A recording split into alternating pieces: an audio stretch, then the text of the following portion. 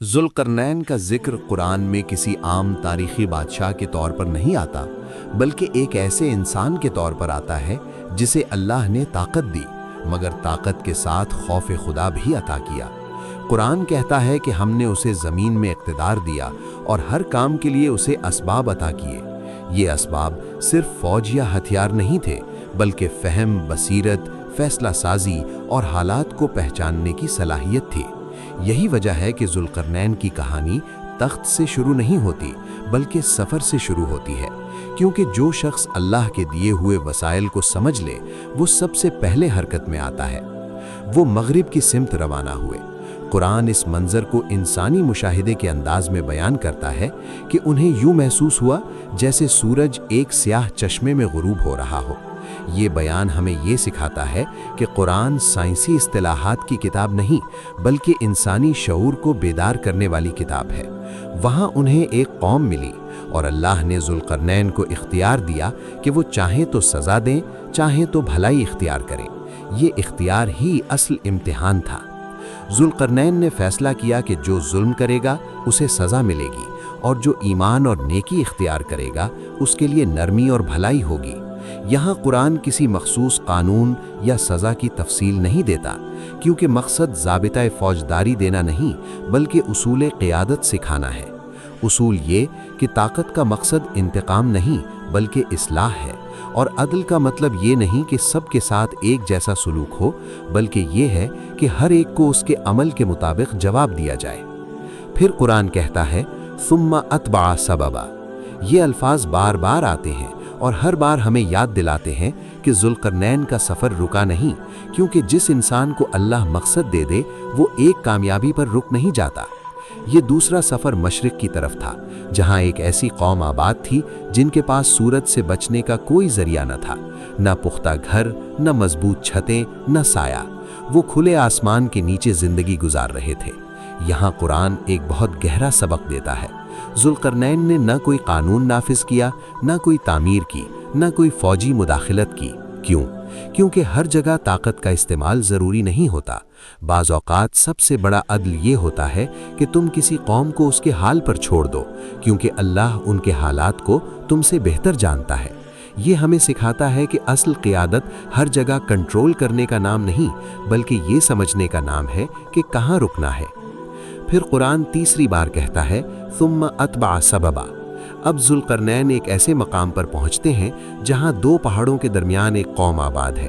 उनकी ज़बान मुख्तलिफ है, उनका लहजा मुख्तलिफ है, मगर उनका खौफ एक जैसा है। वो याजूज माजूज से डरते हैं, ऐसे लोग जो ज़मीन में फ़साद फैलाते हैं। कुरान उन्हें मुफ़सिदीन कहता है, यानी ऐसे अनासिर जो माशरों को तोड़ देते हैं, अमन को खा जाते हैं और इंसान को इंसान से डरा देते हैं। ये कौम ज़ुल्क़रनैन के पास इसलिए नहीं आई कि वो ताकत देखना चाहती थी, बल्कि इसलिए कि वो अमन चाहती थी। उन्होंने पेशकश की कि हम आपको माल देंगे, बस हमारे और उनके दरमियान एक रुकावट बना दें। ये इंसानी नफ्सियात है। ख़तरे के वक्त इंसान सबसे पहले दौलत पेश करता है, मगर ज़ुल्क़रनैन का जवाब क़यादत की तारीफ़ बन जाता है। उन्होंने कहा कि जो कुछ मेरे रब ने मुझे दिया है वो तुम्हारे माल से बेहतर है, तुम सिर्फ क़ुव्वत में मेरा साथ दो। यहाँ कुरान हमें सिखाता है कि हकीकी रहनुमा कौम को खैरात पर नहीं, शराकत पर खड़ा करता है। ज़ुल्क़रनैन ने ये नहीं कहा कि मैं सब कुछ कर दूंगा, बल्कि कहा कि तुम भी शामिल हो। फिर दीवार की तामीर शुरू हुई। लोहे के टुकड़े लाए गए, उन्हें तरतीब से रखा गया, आग जलाई गई और पिघला हुआ तांबा उस पर उंडेला गया। ये सिर्फ तामीर नहीं थी, ये नज़्म, इल्म, हिकमत और इज्तिमाई मेहनत का अमली नमूना था। जब दीवार मुकम्मल हो गई तो याजूज माजूज ना उस पर चढ़ सके, ना उसमें नकब लगा सके। मगर ज़ुल्क़रनैन ने फ़तह का ऐलान नहीं किया। उन्होंने फ़ौरन कहा कि ये मेरे रब की रहमत है। यही वो लम्हा है जहाँ ताकत इबादत में बदल जाती है। मगर कहानी यहाँ ख़त्म नहीं होती। ज़ुल्क़रनैन कहते हैं कि जब मेरे रब का वादा आएगा तो ये दीवार रेज़ा रेज़ा हो जाएगी। यानी कोई निज़ाम, कोई दीवार, कोई ताकत हमेशा के लिए नहीं होती। असल बका सिर्फ अल्लाह के वादे की है। یہاں سے ہمیں یاجوج ماجوج کے بارے میں قرآن کا اصل پیغام ملتا ہے۔ قرآن ہمیں ان کی تفصیلات میں نہیں الجھاتا، بلکہ ہمیں یہ سکھاتا ہے کہ فساد ہر دور میں مختلف شکلوں میں آتا ہے، اور ہر دور میں اللہ ایسے بندے پیدا کرتا ہے جو فساد کے سامنے دیوار بن جاتے ہیں، مگر عاجزی کے ساتھ۔ ذوالقرنین کی کہانی ہمیں یہ سکھاتی ہے کہ طاقت اگر خوف خدا کے ساتھ ہو تو رحمت بن جاتی ہے، اور طاقت اگر غرور کے ساتھ ہو تو فتنہ بن جاتی ہے۔ یہ ہمیں یہ بھی سکھاتی ہے کہ اصل کامیابی یہ نہیں کہ تم نے کیا بنایا، بلکہ یہ ہے کہ تم نے کس نیت سے بنایا اور کس پر بھروسہ رکھا۔ ذوالقرنین اور یاجوج ماجوج کا ذکر یہاں آ کر ہمیں صرف ایک تاریخی واقعہ نہیں دیتا، بلکہ مستقبل کی طرف کھلنے والی ایک کھڑکی دکھاتا ہے۔ قرآن جب کہتا ہے کہ یہ دیوار ایک دن ٹوٹ جائے گی، تو دراصل وہ انسان کو یہ یاد دلا رہا ہوتا ہے کہ زمین پر کوئی بھی رکاوٹ ہمیشہ کے لیے نہیں ہوتی۔ جو چیز اللہ کی رحمت سے قائم ہوتی ہے وہ اللہ کے حکم سے ہی ختم ہوتی ہے۔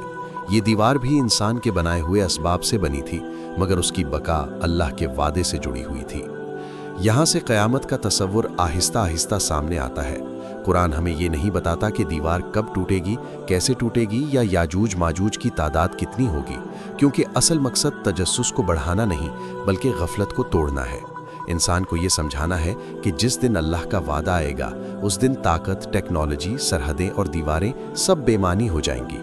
یہی وہ مقام ہے جہاں ذوالقرنین کی کہانی فرد سے نکل کر پوری انسانیت سے بات کرتی ہے۔ یہ ہمیں سکھاتی ہے کہ اصل خطرہ یاجوج ماجوج نہیں، بلکہ وہ فساد ہے جو انسان کے دل میں جنم لیتا ہے، کیونکہ اگر دل درست ہوں تو دیواریں کمزور بھی ہوں تو معاشرہ قائم رہتا ہے، اور اگر دل بگڑ جائیں تو مضبوط ترین دیواریں بھی معاشروں کو نہیں بچا سکتی۔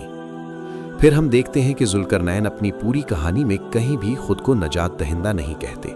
وہ ہر کامیابی کو اللہ کی طرف منسوب کرتے ہیں۔ یہ وہ مقام ہے جہاں قیادت عبادت بن جاتی ہے۔ قرآن ہمیں بتاتا ہے کہ حقیقی مصلح وہ ہوتا ہے جو لوگوں کو اپنے ساتھ نہیں بلکہ اللہ کے ساتھ جوڑ دے۔ یہاں سے امت مسلمہ کے لیے سب سے بڑا سبق نکلتا ہے۔ جب بھی مسلمانوں کے پاس طاقت آئی، اگر انہوں نے اسے ذوالقرنین کی طرح امانت سمجھا تو وہ عدل کا ذریعہ بنے، اور جب انہوں نے طاقت کو اپنی ملکیت سمجھا تو وہ خود فتنہ بن گئے۔ تاریخ اس بات کی گواہ ہے کہ طاقت کا غرور ہمیشہ زوال کو دعوت دیتا ہے۔ پارٹ 4 میں ہم ذوالقرنین کی کہانی کو اپنے دور سے جوڑتے ہیں۔ آج کی دنیا میں دیواریں بدل چکی ہیں۔ کہیں یہ دیواریں سرحدوں کی ہیں، کہیں نظریات کی، کہیں خوف کی اور کہیں جھوٹ کی، مگر اصول وہی ہے۔ فساد آج بھی انسان کو انسان سے ڈراتا ہے، اور عدل آج بھی امن کا واحد راستہ ہے۔ ذوالقرنین ہمیں یہ نہیں سکھاتے کہ ہر مسئلے کا حل جنگ ہے، بلکہ یہ سکھاتے ہیں کہ ہر مسئلے کا حل ذمہ دار قیادت ہے۔ وہ ہمیں یہ بھی سکھاتے ہیں کہ امت کو بچانے کے لیے صرف خطبے کافی نہیں بلکہ عملی اقدامات، اجتماعی شمولیت اور ذاتی قربانی درکار ہوتی ہے۔ قرآن کی یہ کہانی ہمیں آخری سبق یہ دیتی ہے کہ انجام ہمیشہ اللہ کے ہاتھ میں ہے۔ انسان کا کام کوشش ہے، منصوبہ بندی ہے اور نیت کی اصلاح ہے۔ باقی سب اللہ کے فیصلے پر چھوڑ دینا ہی اصل ایمان ہے۔